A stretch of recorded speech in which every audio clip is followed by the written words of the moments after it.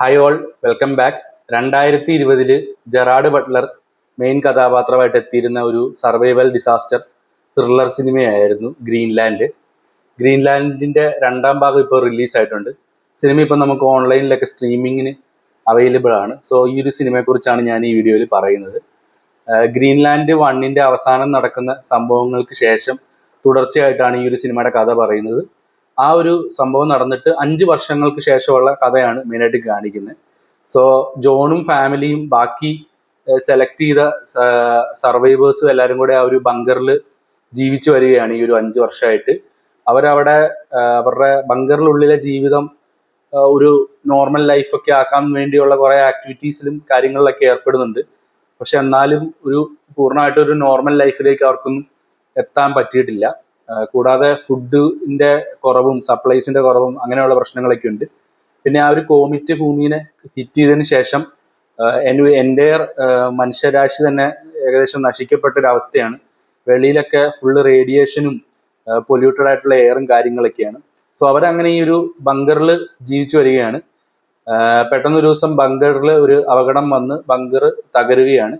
ശേഷം അവിടുന്ന് കുറച്ച് സർവൈവേഴ്സ് എല്ലാം കൂടി ഒരു ലൈഫ് ബോട്ടിൽ കയറിയിട്ട് യൂറോപ്പിൽ പോവാണ്. അവിടെ ഇതുപോലെ ഒരു സേഫ് ആയിട്ടുള്ള സ്ഥലമുണ്ട്, ഈ റേഡിയേഷനും അങ്ങനെയുള്ള സംഭവമൊന്നും ഇല്ലാത്തൊരു സ്ഥലമുണ്ടെന്ന് അറിഞ്ഞ് അവരങ്ങോട്ട് പോവുകയാണ്. തുടർന്ന് നടക്കുന്ന സംഭവങ്ങളും ഒക്കെയാണ് ഈ ഒരു സിനിമയുടെ കഥ. ഇത് ഫസ്റ്റ് പാർട്ടിനെ വെച്ച് നോക്കുമ്പോഴത്തേക്കും ഒരു ഇമോഷണലി ഒന്നും നമുക്ക് അത്രയും ഒന്നും കണക്ട് ആകത്തില്ല. ഫസ്റ്റ് പാർട്ട് എന്ന് പറയുമ്പോൾ എനിക്ക് പേഴ്സണലി വളരെ ഇഷ്ടപ്പെട്ട ഒരു സിനിമയായിരുന്നു. അതിൻ്റെ ഇമോഷൻസ് എല്ലാം പ്രോപ്പറായിട്ട് ഫസ്റ്റ് പാർട്ടിൽ നമുക്ക് വർക്ക് ആവുന്നുണ്ട്. അതായത് ഫാമിലി അവർ ആ ഫസ്റ്റ് പാർട്ടിൽ ഈ ഒരു കോമിറ്റ് ഹിറ്റ് ഫസ്റ്റ് ഒരു കോമിറ്റ് ഹിറ്റായി കഴിഞ്ഞതിന് ശേഷം അവിടെ ഉണ്ടാകുന്ന ഒരു പാനിക് ആയിട്ടുള്ള കുറച്ച് സിറ്റുവേഷനും കാര്യങ്ങളൊക്കെ ഉണ്ട്.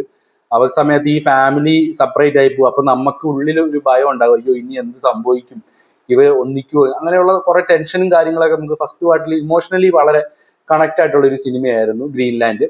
എന്നാൽ സെക്കൻഡ് പാർട്ടിലേക്ക് വന്നു കഴിയുമ്പോൾ ആ ഒരു ഇമോഷൻ കംപ്ലീറ്റ് ആയിട്ട് ഈ ഒരു സിനിമയിൽ നമുക്ക് മിസ്സാവുന്നുണ്ട്.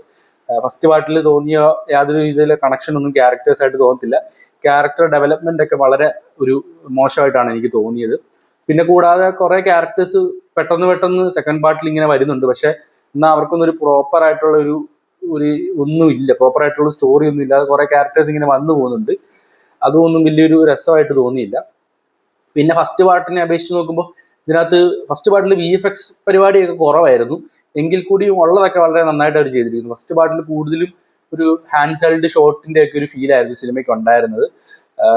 അതിൻ്റെ സിനിമയുടെ ഒരു ക്യാൻവാസ് വലുതായിട്ട് കാണിക്കാതെ ആ ഒരു ഇമോഷൻ പിടിച്ചിട്ടുള്ള രീതിയിലായിരുന്നു ഫസ്റ്റ് ഹാഫ് മെയിനായിട്ടും പോയത്. പക്ഷേ സെക്കൻഡ് പാർട്ടിലോട്ട് വന്നു കഴിയുമ്പോൾ കുറച്ച് VFX പരിപാടിയൊക്കെ ഉണ്ട്. എന്നാൽ അതൊക്കെ വലിയൊരു ക്യാൻവാസിൻ്റെ പരിപാടിയാണെന്ന് നമുക്ക് തോന്നത്തില്ല. എല്ലാം ഒരു ആവറേജ് ലെവലിലെ ഒരു പരിപാടിയായിട്ടാണ് തോന്നിയത്. പിന്നെ ഈ ഒരു സിനിമയുടെ ഒരു മെയിൻ ഡ്രോബാക്ക് ആയിട്ട് തോന്നി ഇത് തന്നെയാണ്, ഇതിൻ്റെ ഒരു ഇമോഷണൽ കണക്ട് ഇതിന് കിട്ടിയില്ല. പിന്നെ നമ്മൾ സ്ഥിരം കണ്ടുവരുന്ന ഒരു കഥ തന്നെയാണ് ഇവരും ഇതിൽ ഫോളോ ചെയ്തിരിക്കുന്നത്. നമുക്ക് പ്രഡിക്റ്റബിൾ ആയിട്ടുള്ള ഒരു സ്റ്റോറി ലൈൻ തന്നെയാണ് ഗ്രീൻലാൻഡ് 2 എന്ന് പറഞ്ഞ ഈ ഒരു സിനിമയ്ക്ക് ഉള്ളത്. അതുകൊണ്ടും എനിക്കൊരു ആവറേജ് അനുഭവമാണ് ഈ ഒരു സിനിമ നൽകിയത്. പിന്നെ ഇതിപ്പം നിങ്ങൾക്ക് ഗ്രീൻലാൻഡ് 1 കണ്ടിട്ടുണ്ടെങ്കിൽ ഒരു പ്രാവശ്യമൊക്കെ കണ്ടു നോക്കാവുന്ന ഒരു പടമാണ്. അല്ലെങ്കിൽ ജെറാഡ് ബട്ട്ലറിന്റെ ഫാൻസ് ആയിട്ടുള്ളവർക്കൊക്കെ ഒരു പ്രാവശ്യം കണ്ടു നോക്കാൻ പറ്റിയൊരു സർവൈവൽ ഡിസാസ്റ്റർ ത്രില്ലർ മൂവിയാണ്. ഈ സിനിമയ്ക്കകത്ത് ഈ ഒരു ഡിസാസ്റ്റർ സർവൈവൽ ത്രില്ലറിന് വേണ്ട സംഭവങ്ങളൊക്കെ അവർ അവിടെ ഇവിടെയൊക്കെ ആയിട്ട് ഇങ്ങനെ ആഡ് ചെയ്തിട്ടുണ്ട്, ത്രില്ലിങ് എലമെന്റ്സ് എല്ലാം ആഡ് ചെയ്തിട്ടുണ്ട്. പക്ഷെ അതിന് ഒന്നും ഒരു പ്രോപ്പർ ആയിട്ടുള്ളൊരു ഇമോഷണൽ കണക്ട് നമ്മളിൽ കിട്ടുന്നില്ല. അതായിരുന്നു എനിക്ക് മെയിനായിട്ട് ഈ സിനിമ കണ്ടപ്പോൾ തോന്നിയത്. മൊത്തത്തിൽ പറഞ്ഞു കഴിഞ്ഞാൽ ഫസ്റ്റ് പാർട്ട് ഇമോഷണലി നല്ലൊരു കണക്ഷൻ കിട്ടിയ ഒരു പടമായിരുന്നു. എന്നാൽ സെക്കൻഡ് പാർട്ടിലോട്ട് വന്നപ്പോൾ ആ ഒരു ഇമോഷണൽ കണക്ഷൻ കിട്ടിയില്ല. പിന്നെ ഒരു ക്ലീഷേ ഒരു ടെംപ്ലേറ്റ് സ്റ്റോറിയിലേക്ക് പോകുന്ന ഒരു ഇതും ഉണ്ടായിരുന്നു. സോ എനിക്ക് ബേസിക്കലി പറയാനുള്ളത് എന്ന് വെച്ച് കഴിഞ്ഞാൽ, നിങ്ങൾ ഈ സിനിമ ഞാൻ നേരത്തെ പറഞ്ഞ പോലെ തന്നെ സർവൈവൽ ത്രില്ലർ സിനിമകളൊക്കെ ഇഷ്ടമുള്ള ഒരാളാണ് ഒരു പ്രാവശ്യം കണ്ടു നോക്കുക. അല്ലെങ്കിൽ സ്കിപ്പ് ചെയ്യുന്നതായിരിക്കും നല്ലത്. കാരണം ഇതിൽ പ്രത്യേകിച്ച് അങ്ങനെ ഒന്നും ഇല്ല.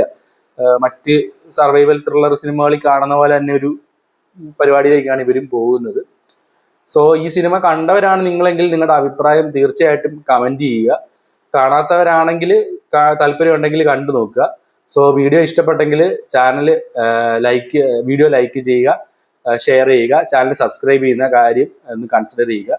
സോ അടുത്തൊരു വീഡിയോ കാണുന്നവരെ ബൈ.